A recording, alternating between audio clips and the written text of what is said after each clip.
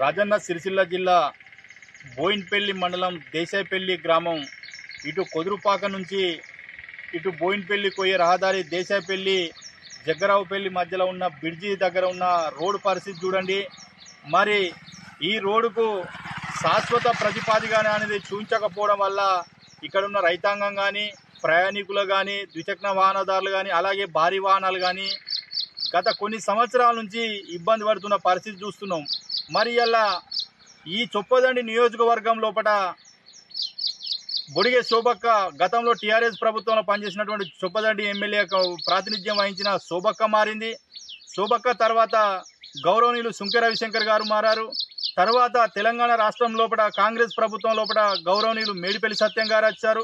అంటే దాదాపు 12 సంవత్సరాల నుంచి విలువైన కాలాన్ని విలువైన సమయాన్ని ఇలా ప్రభుత్వాలు నీరుగార్చాయంటే మరి ఇలా రోడ్ల పరిస్థితి చూడండి.